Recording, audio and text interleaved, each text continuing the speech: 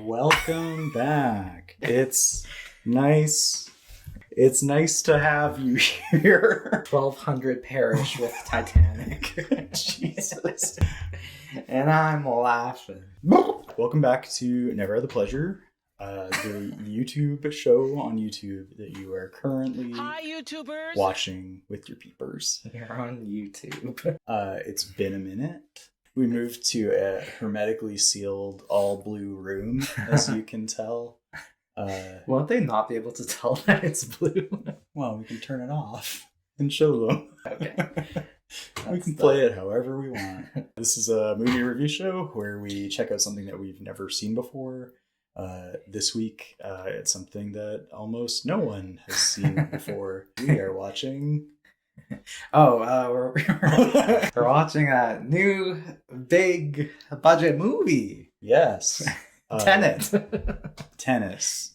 We're watching tennis. There's no movies out, so we're gonna watch it's tennis. Real America, it's tennis night. We're here to talk about Tenet. Right now we're going to go over what we are expecting to see, and later we'll be back to talk about the movie. Spoilers.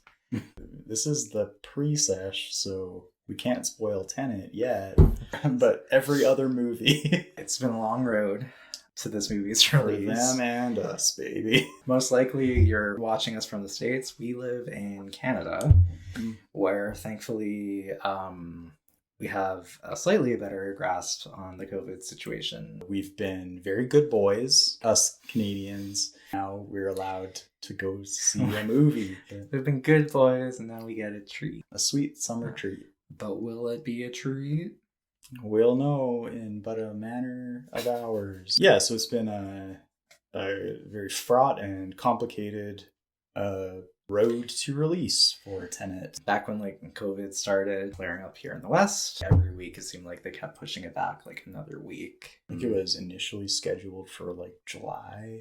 Yeah, early summer. Warner Brothers clearly wants this to be the first movie once things get semi-normal. While it hasn't done that, you can only push something back so many times. Yeah, it's a new normal now. We were kind of speculating how much of this is related to the rumors about what Christopher Nolan is getting for this, which is rumored to be 20% of the gross revenue. Seems like a ludicrous amount. Yeah, obviously he's got, I think, a couple $1 billion movies under his belt. He's got to be the most bankable filmmaker. I guess, as a... I guess other than, James Cameron, but, yeah. he puts out movies, so... Yeah, compared to Infrequently. Cameron, Nolan seems like an assembly line practically. It seems like he could kind of write his own check. I feel 70 mil, that's in the purview of Quentin Tarantino and Paul Thomas Anderson and David Lean. It's not everybody that gets to kind of flex that. This movie costs north of 200 million. 70 mil ain't cheap. I take it that has a lot to do with the very stubborn insistence that it get a formal first run theater release. It didn't get Mulan. Nobody wants to see this on their TVs. Yeah, I First don't. time. I'm very excited to see it in the theater, and this really does feel like a treat. I love watching movies in the theater. I feel like that only extends so far with how I'll probably feel about this movie. I think I'm higher on him than you are.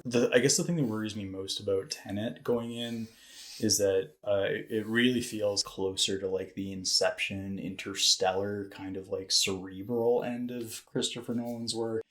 And Cerebral. yeah, clock that eye roll. I used air quotes. What do you want from me? But isn't that the reputation around Inception? That Inception is a cerebral blockbuster, Sure. and that Interstellar was high, Yeah. sort of high concept sci-fi, right? I think Tenet is definitely in that vein, as opposed to the hulked out Bane end of things. Inception just didn't super resonate with me. I've definitely factored that into my Higher. expectations. I like Christopher Nolan movies. I tend to see them in the theaters and then don't really bother watching them again because I feel like that's the best way to see most of them. I don't know. I never get like attached to his movies. He's a pretty cold filmmaker. He kind of tried to get emotional, all in his feelings with Inception, but it never really gripped me. Outside of the Dark Knight trilogy, like that is his filmography. Very serious movies that still want to have that like emotional content. I have respect for him and like his craft for sure, but I feel like he kind of takes up a lot of air in film discourse more than I would care to hear about him. The temptation with Christopher Nolan for me is always to compare him with David Fincher. I've never been disappointed by a David Fincher movie, and I guess he's like similarly quite cold, but the pertinent emotion when you're going into a David Fincher movie is like tension. And that is an emotion that he's very good at delivering. Mr. Graysmith, I do the posters myself. It's my handwriting. Christopher Nolan is cold, but delivers these like big action sequences very well. But like he doesn't really have a lot of fun. Go for the fun.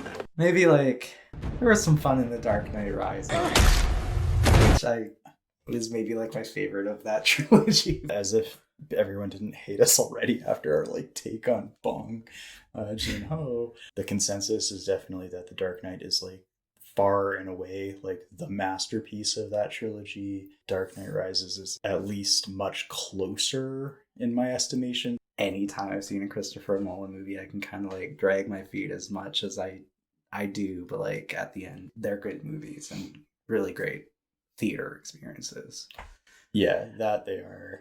I would probably call myself a fan of Christopher Nolan and yet feel like completely separate from the parts of the internet that are like digging into the minutia of Inception to like figure out when the top changed physics or whatever. Oh yeah, the top. Yeah, like, the totem. Yeah, I would say I'm like a casual but invested fan, but like there's a reason why I like put air quotes around like the cerebral filmmaking. I don't go to a Christopher Nolan movie to give a really close read and like parse out the metaphysics of the universe. That's like not what I'm in it for. More Terrence Malick. Yeah, I mean, that's fair. Yes, I'm a bigger Terrence Malick fan. But like, this is the part of the Christopher Nolan movie going experience that I'm most up on. Is like the viewing of the going to the theater to see the movie. Yeah, totally. This movie is headlined by David Washington, right? I don't know. Denzel Washington's son. I'm just gonna look it up. John David Washington. I don't know what his background is really, but hey, I think this is his introduction to many people. He must have been in other stuff because he's not that young and his dad is very, very famous. Hopefully he can deliver lines seriously and run from fire. Yeah, and like keep his bearings when he's in a hallway that's tilting whatever on a gimbal. High School Musical 3 did it first.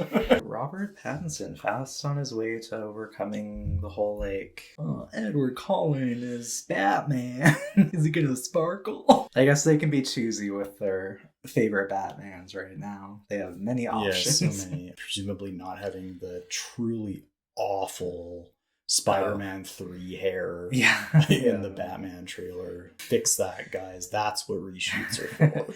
Pull a Sonic. Yeah. We all know how removing hair works in DC films. I like what I've seen of Robert Pattinson as of late. Sure, he can be in a Christopher Nolan movie, no problem. He has your blessing. Should we talk about it? He didn't actually approach Michael for his blessing. No. And this is the first that we're talking about it. What do you think is going to happen with the hallway in this movie? It's gonna like turn to liquid. Whoa. That's my way of saying like, is this just like Inception again? Like, what's the deal with this? I think there's like he can like manipulate time. I guess a lot of Christopher Nolan movies can be described in kind of like different structural shorthand. Like Memento was like a repeating loop, like an endless kind of like recursion. Inception was more about kind of like Russian nesting dolls, the dream inside the dream inside the dream. And I think this is more about like time. Probably get a lot of action scenes where like some people in the scene are moving forward in time and other people are moving backwards, and they'll all meet up in a hallway that does a thing. Yeah. And you'll have to get a piece of unobtainium. Oh, it was in the vault, now it's gone. Yeah. And that's in a loop. Maybe that's part of what makes it easy to feel like Christopher Nolan is pretty saturated. His movies are very friendly to like dissecting everything. Yeah, or like film essays about like 20 reasons why Robert Pattinson already had the device in his pocket. Can't wait. His movies are very friendly to that amount of like drilling down. Hopefully that'll be good for repeat ticket sales because they're gonna need it. Do you have like other predictions for like what's gonna happen in this movie? I feel like they're gonna go through a bunch of obstacles to get a thing. The thing, like, it has disappeared, and then they'll have to like go through the same sequence again, like get it right. I feel like there's a point where it'll be like rewind again. Maybe what could be different about this as opposed to stuff that he's done before is that like they get to the end and they're like, oh shit, we screwed up, it's not in my pocket. Instead of like repeating the loop over again, they have to like go backwards. Yeah. And they've just gone through this like crazy explosion in a they go backwards. Tunnel. What kind of innovative sub-bass drone will Hans Zimmer deploy? Because it's like a time thing, maybe it'll be like like rewinding a VHS tape. Yeah. I'm wondering if he'll go like a little bit higher pitch. I mean, you like can't go lower. Like oh, see, that has more of like a Ridley Scott vibe to me. Sure. Have you even seen the trailer? Yeah, but again, it just seemed like, oh, this is Inception again. I haven't even seen the trailer for this. I just kind of knew that I would want to see it. That kind of like, the walls are turning into a downtown of a city and then it flips upside down. I feel like because that was so visually striking in Inception, and like it's easy to make fun of, but like it was that cool. Movie looked really fucking cool. But it's also 10 years old now, and like Doctor Strange has come out since then, and so it's going to be really interesting to see how Christopher Nolan adapts to those expectations and how he kind of pushes forward the like visual language for whatever faults. That's something he's very good at. His movies always look so good. I don't know who his like cinematographer is, but they are very good and they work nice. Good boy, good girl. Yeah, good boy, good girl. Good them. Some editors are women. It's very good, Michael. We're talking about cinematographers. Oh, no, none of them are. Hollywood. Hey, we get to go to the movies. Yeah, it's pretty exciting. I'm sorry if you don't. Hopefully you will soon. Yeah, it's rolling out like city by city in the States. Make sure, I guess, that you've like looked into what your precautions are at your local theater. Enjoy a movie if you can. Oh my god, look at the time. We have to be up so early to see Tenet. And we better be on time because we can't go backwards to spy on Michael Caine. Better. He'll probably be in this, eh? Probably. Time is a privilege. You're not doing it the way he speaks. You're not doing it with the kind of... And you don't do the broken voice when he gets very emotional. When he gets very emotional indeed. She was only 16 years old. Mr. Wine. I guess he has an accent. I can't figure out what's going on. I can't follow the plot. I thought he was with them. Oh, no. That's not the guy. That's a different guy.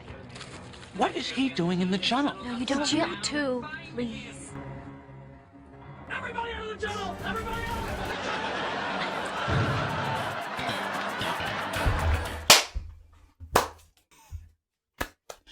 It's like whoosh, and then whoosh. A lot like this And then movie. whoosh. Tried to make a bang, but it made a caress.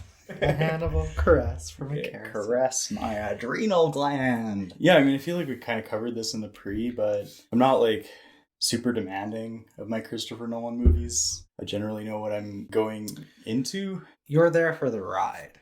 Yeah, Right? and like I do feel like I got it with Tenet. I guess you already sort of alluded to your main takeaway. That was pretty boring. Yeah. I thought it was like a really satisfying experience in the theater that will only crumble if you think about it Yeah. too much after the fact. Is it fair to say that if you're going to see it, definitely see it in the theater? I guess. I don't know. I didn't really think many of the set pieces were really all that interesting even. It isn't as grandiose as I might have expected given the budget. It was I was pretty just like James surprised. Bondy. Yeah, it was. It Like, has that kind of a scale, really. yeah, to the point where I was, especially for the first act, thinking, is this like a backdoor audition for JD? But like they can't, right? Like a black James Bond can happen, but an American one, Yeah, I think sure. patently cannot. Gotta be like British or Scottish or like New Zealand or something. I don't know what really made this all that different from a James Bond movie. The whole like unique thing about this movie is that the technology has been sent from the future to current day where like an object can be moving backwards through time, like the inverse of what we're experiencing. What did we think about the like inverted thing? I enjoyed, given how much time stuff is involved, how little it felt like a science fiction movie. And I think one of the things that helped that was that it involved time reversal, which did anchor it at least like in a linear framework. Like they weren't hopping all over the place. That's and something easier to build a movie around. easier also to maintain momentum and a sense of pacing. The application of this technology is like there's just already a bullet on that side. Now it's coming into the gun. Shooting the bullet. Like, You're catching you it. just shoot the bullet. Like I've found the fight scenes like pretty incomprehensible. On top of just like the inverse thing, not really adding anything to the equation. And no, I guess they were pretty incomprehensible. They're sort of like having to like hide the conceit of the second half, essentially playing the first half in reverse. The scene in the Freeport storage, it turns out he's fighting his inverted self. I was like, oh, okay. In hindsight, that's why everyone had to be masked and wearing the same outfit. It's because they were all The particles him. can't touch. That would play into the introductory scene. Robert Pattinson had been part of that mission as well. You can't know that until the end. So to me, it really set the tone in that I was just like, you know what? Like, I'm just along for the ride. People Like, have guns. People are kind of. I'm not even going to backward. try to figure it out. All right. Well, I didn't extend it that courtesy. Sometimes I find it helpful to like figure out what my deal with the movie is. Yeah. It's nice to not have to do that or to be surprised when a movie does something you don't expect it to. That wasn't going to happen here. What did you appreciate about it then? If you like kind of let that wash over you. Ultimately appreciating it as a kind of like very glossy, high budget music video. As with all of his movies, it looked fantastic. I don't know what he does, but there's this like rich, very like micro contrasty image that his team is able to capture. It looked great and it sounded great. That's all I really needed from it. It wasn't Hans Zimmer, was it? No, it was the Ludwig Göransson. He did The Mandalorian, which was like a really well-received score. Is it pretty similar to Tenet? No, it's very like a fistful of dollars Oh, in space. This was very like Hans Zimmer-esque.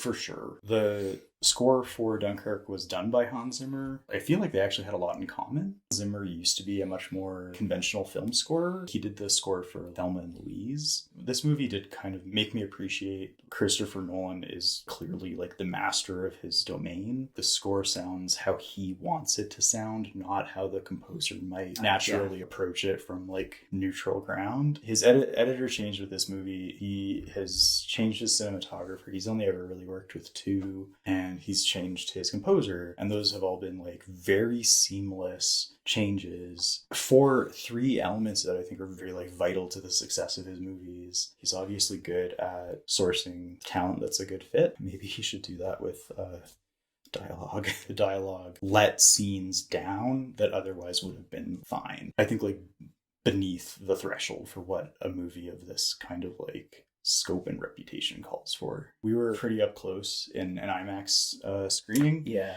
And a lot of the audio was like borderline incomprehensible, I found. That also like pretty early on made me like throw in the towel on getting what was going on. Wait, the sound was good? Like the sound design. Okay. And the score and the dialogue just didn't matter for what I wanted from the movie. All right. I feel like I never really grasped how exactly the inverted stuff worked, which I kind of already talked about. But, like, some objects are inverted, and then people are, and then the objects they interact with become inverted. Yeah, it sure is really stupid if you think about it even a little bit. I get that it's weird to be so cavalier. It's not like a Hallmark movie. It wants to have some gravity. Christopher Nolan remains very good at capturing a sense of dread, and I think that's his biggest strength. That wasn't deployed as well here. I guess where he tries to do that is with our female character. Yeah, we've got to talk about moms in movies. Yeah, it would have been nice if, like, we had ever heard, like, dialogue between her and her son. Or, alternately, if they'd given her any other character traits. Yes. I guess that's not entirely fair. She has other character traits, but she has no other motivation. If this plan doesn't go correctly, everything that has ever existed will be gone in a flash. Possibly the universe. This is about survival. What she has to say is... Including my son. That includes my son. So I care. She's kind of like an inverse Sarah Connor. Sarah Connor understanding the dystopia that's coming if she doesn't adequately prepare her son is fully willing to sacrifice any kind of conventional childhood for him to prepare him. This mom is like, yeah, whatever. The known universe is gonna cease to exist. This is about survival. Like, what about my son? What about my boy? You can give James Cameron shit for, like, half-assing his scripts. Go watch our True Lies movie. That one didn't really fly. But, like, he would actually flesh that out. Like, there would actually be a scene between the mom and son. But the kid they cast was such a, like, angelic cherub British schoolboy. Curly-haired blonde. Yeah. Mommy. Yeah. Daddy said we're going to Pompeii. I don't want that scene because, like, he's gonna suck in that regard. The less... Yeah, I mean, I didn't walk into this movie thinking I need a detailed portrayal of a mother-son relationship. Yeah, this is the stuff that I had a harder time kind of being like, wow, this sure looks great. Listen to that. The IMAX sound. He's trying to get you invested into this pretty rote mother-son relationship. When you were talking just then, I thought you were referring to the relationship that's like blossoming between the protagonist. Kat and the protagonist. Yeah. Where it's just like, but why? It's not just her fixating on her son, the protagonist. This feels fucking ridiculous. I'm not going to call him the protagonist. I'm going to call him JD. Okay. DJ. JD? JD. John David. Okay. There's that like classic trope where the bad guy's like, throw me the whatever, or she gets it. Yeah. And he like does it. Yeah. Dude. That's not what the guy who swallows the suicide pill to keep the secrets would do. Especially when like she had already betrayed him. Yeah, like if they'd given some kind of backstory on the situation that he had been in his past where he felt similarly trapped, or some reason other than just like director magic wand bullshit. Hero likes Yeah. pretty lady. So excited to welcome one of Hollywood's brightest creative talents, Chris Morgan. Thanks for joining us. I understand Jordana Brewster is coming back for this installment. Yeah, she's a girl and she likes to kiss, so she doesn't play with the cars, but mostly just a boy. Well, Chris Morgan, thanks so much for joining us. Oh, looks like he's tucking himself out. Right in all those moves. Right. It's not like he just like feels warmly towards her. Like he completely bends the path of the mission to save her life or safeguard her reputation by stealing this piece of art. Her reputation. I'm captive by the art piece. Yeah. This movie is pretty dumb. It was very dumb. The more that you engage with any of the Like actual conversation thought. around it, the less you'll probably enjoy it going into it. So if you're Because, like, you excited to think- see a big Christopher Nolan blockbuster, I would say it's way better than just like hope you don't notice as much. I don't know. It was maybe a bad idea to put this in like the garb of a spy thriller. It just doesn't get what the priorities of that line of work are. It's pretty similar to like a superhero movie. There's this big bad who wants to end the world because like his wife doesn't love him, basically. What's the deal with Robert Pattinson? Has he not traveled back to the start and is like going through events knowing what Oh, he have you needs not- to do? Have you not heard me? I have no fucking idea. There'll definitely be articles about like 20 signs why Oh, Robert yeah, of Pattinson. course. Yeah. I was saying the structure of this movie seems like it lends itself to reviewing. That definitely proved true. If you can really resolutely take things seriously and be very stubborn about that, even if they're inherently silly, this movie was like really made for you, but you're also almost certainly not watching this. We're like protagonists on opposite sides of a transparent parallel hallway setup Yeah. that this We, movie we might as well be in a parallel universe. But yeah, like for people who have a great talent for taking things more seriously than they should, this movie's a goldmine. It's super rewatchable because you can look for, oh, that's where the backwards travel people were. That's the ambulance they were in. I don't even know if there are that many things to pick up on with that. There'll be like an Like- object in the background, like going up or something. Yeah. The puddle he's stepping into is inverted because he's stepping into it. This helicopter is, and this one isn't. And like, I get how technically that is impressive. None of these characters have any motivation. The pacing is very quick, and I think that's smart because, like, if you stop to interrogate any of the characters' willingness to do the things that this movie calls for, every character's response to a prompt from another character is like, yeah, sure, let's do that right now. But the things that they're being asked to do are like understand time reversing, break into an incredibly secure Freeport on seemingly like hours notice. Robert Pattinson is this kind of like rumpled Paul Bowles character. Yeah, of course I'll help you break into this armed dealer's house. Everyone's pretty quick to like accept the idea of this inverted object thing and like understand how that functions in like fight scenes and everything. Some of that you gotta excuse with any of these kinds of action movies, right? But you wouldn't excuse it in a spy thriller, which this movie, for a lot of the first a little act bit, especially, insists that it is.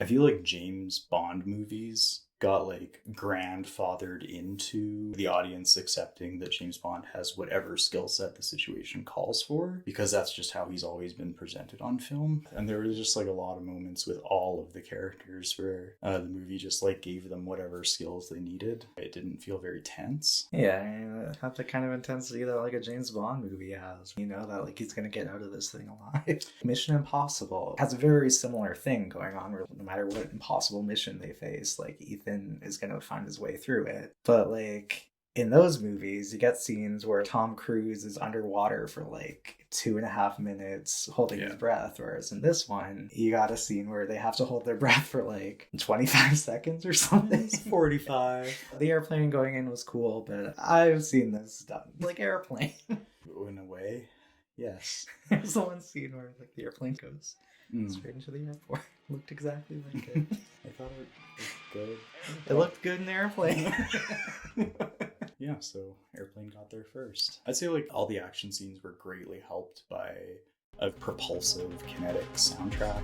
Yeah, I like the soundtrack. You're right, like they're not as like virtuosic as Tom Cruise in a Mission Impossible movie. You go to these movies to like see those kinds of set pieces and just like be blown away by them. Those movies consistently do it, whereas like something like this where it misses the mark, I'm like, what am I even here for? And like he doesn't always miss the mark in that way. Like I have, I guess, like some newfound respect after this for Inception. Same with Dunkirk. To me, he wasn't that successful with these big set pieces, but like even if that's like what he's most interested in, like, you know, the technical problems that come up with the inverted objects and the inverted people in the fight scenes, even if that's where his interest lies, I feel like that's such a step back from something like Dunkirk, where you are pulling off these technical feats and you're telling this story in this unique, like, we're making this ensemble rousing and interweaving film. stories. Yeah.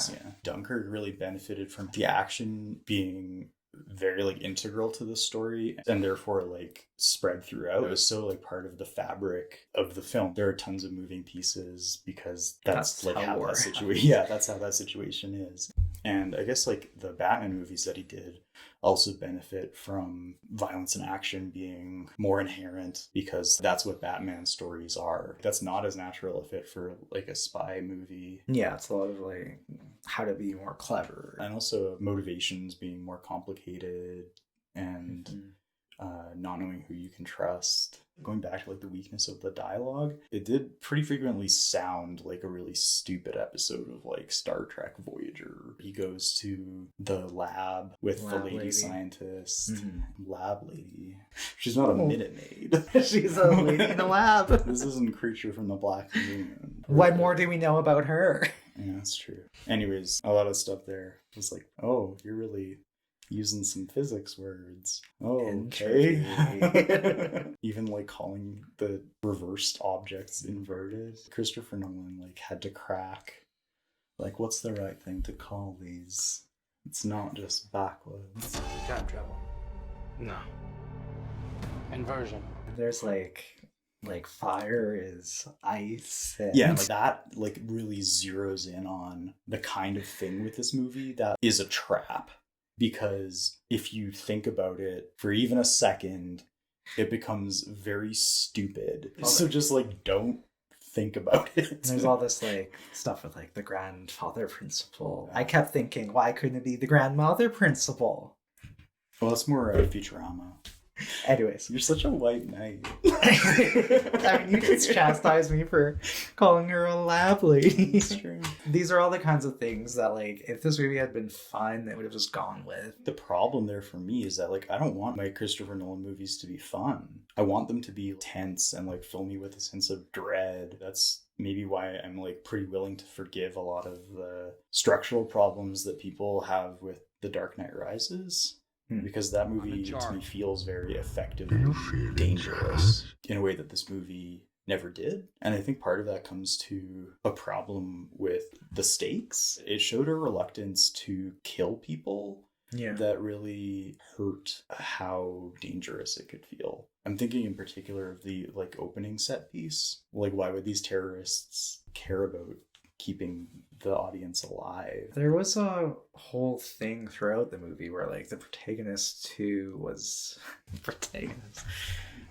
with the plane. He was very concerned about the plane like not having any people on it. Fair enough, but that's not like the typical kind of beat that would play out. Is that like a reaction to the like real life shooting for Dark Knight Rises, or was that like a reaction trying to purposefully be less violent? I completely forgot about that happening. Yeah. It was like on my mind. We're in an opera theater and the entire audience is gassed and these terrorists are coming in. Yeah, maybe like that's Christopher Nolan's reaction. I guess what I'd say to that is like, so then don't have that be your opening set piece. That's what an opening is for. Find like some set other the stakes, and it like never felt dangerous because it was very clear that like no innocent blood would be spilled. Yeah, like the closest thing to the average person getting injured in this movie was every single person getting wiped off the face of existence. And which, that, like, yeah. he just knows isn't going to happen. Yeah, and so that's the other extreme of the scope problem. Yeah, that's a dumb stake to have for a movie, for any movie. How do you think good old JD did? He was serviceable. Yeah. It wasn't like a knockout, he didn't like leap off the screen, but he carried the movie as the protagonist. That's so dumb. I get the like unnamed protagonist thing. We're both, as has been exemplified in almost all of our reviews so far, huge Hitchcock fans. Rebecca's protagonist is also unnamed, but she doesn't, at multiple points in the movie, refer to herself as the protagonist. Surrounded by, like, Tenet. Are you the wildflower in this twilight? I didn't actually know that he was unnamed. Yeah, no, me neither. I just assumed they called him something once and it never like, came up again. That kind of role, the name is always like John Ford Brody? Ford Brody. Daddy's home. Daddy's home. Cake every night. This present. This is this is a crossover. He's just so like, and then at the end when he like has the algorithm under his arm or on his shoulder or whatever, and he's like striking a very like spaghetti western duel pose. I was a little worried. I was like, are we gonna get like another half hour like fetch quests? They've got these Horcrux pieces. Yeah, yes, I was totally gonna, yeah. The Horcrux may be an interesting and more important development in film than I had realized at the time.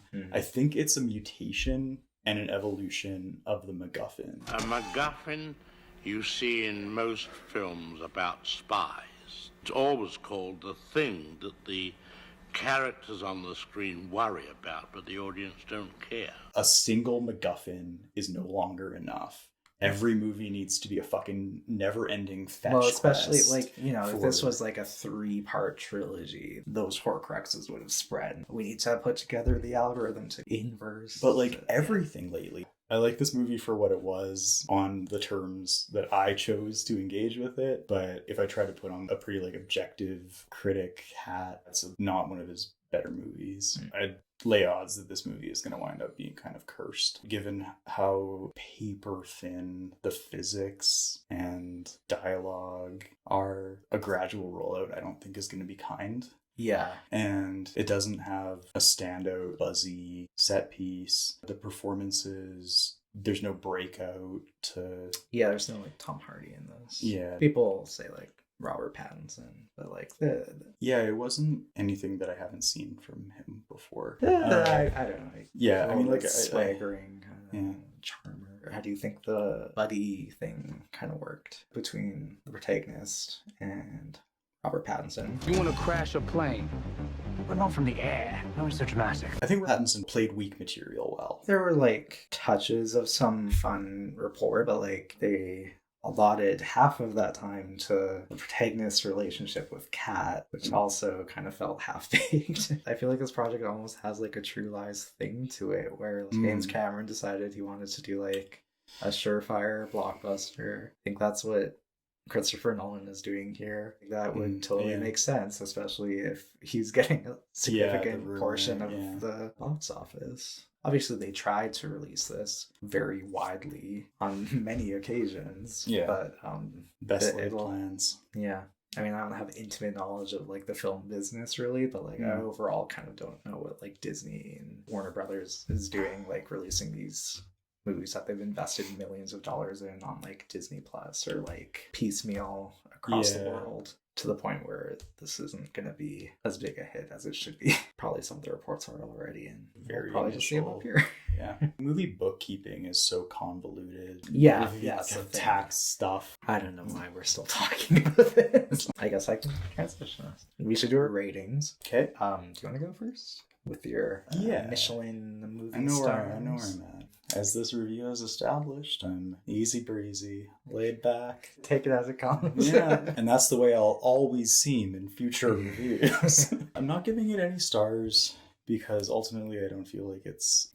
Like, yeah, it's not important. If you didn't see The Dark Knight or The Dark Knight Rises even, you would be a little bit like out of step with the culture, and that's definitely not the case here. It gave me like enough of what I go to a Christopher Nolan movie for. I would recommend it. If you think you'll like it, then you probably will. Yeah, so I give my ratings out of a traditional 1 to 5 star system. I'm gonna give this like 1.5. Oh wow.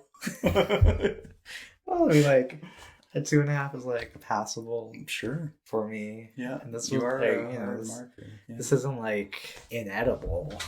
But that's like a 1 star. Yeah, that's like a half star. Do you have like a bomb, or Roger Ebert? Didn't he like occasionally give movies? Oh, like a rather turkey. than Leonard Maltin. That was his thing, I think. Okay. Yeah, Ebert had the thumbs. I hated this movie. That's a statement I made many times while leaving the screening room, and now here are some of the affronts to my taste, my intelligence, and my patience that inspired my revenge. Class!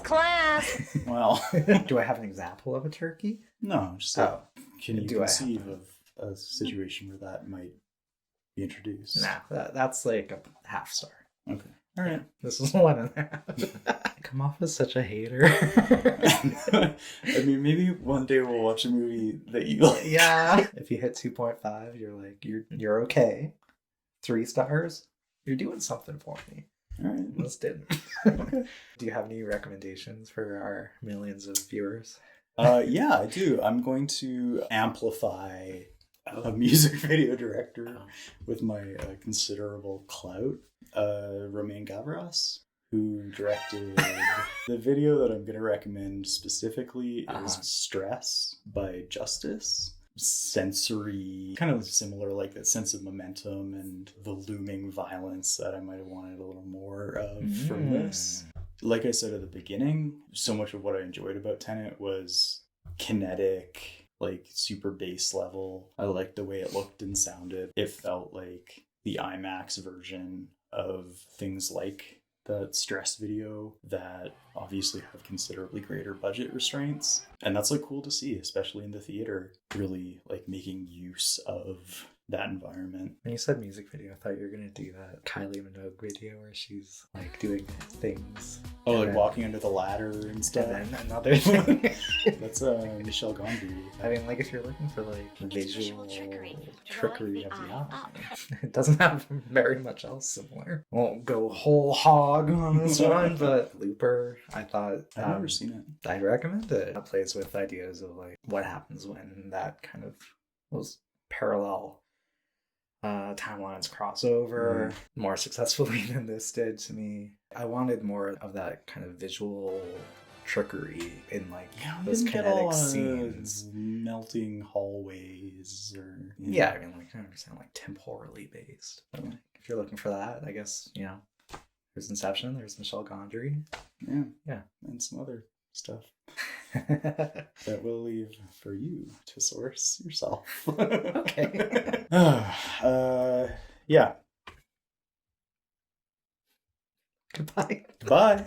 I guess we should thanks. Thank you very much for watching. If you subscribe, thank you for subscribing. If you're new to the channel, I'm gonna use a painting to hold you hostage and get you to subscribe. If you've been following us since the beginning, thanks for sticking around. Thank you for being you. It's been a while. We've been changing our homes, and COVID's been hard on everybody. We're going to try to be a lot more regimented in our production, and we'll see you guys very soon. Thanks for watching. Goodbye.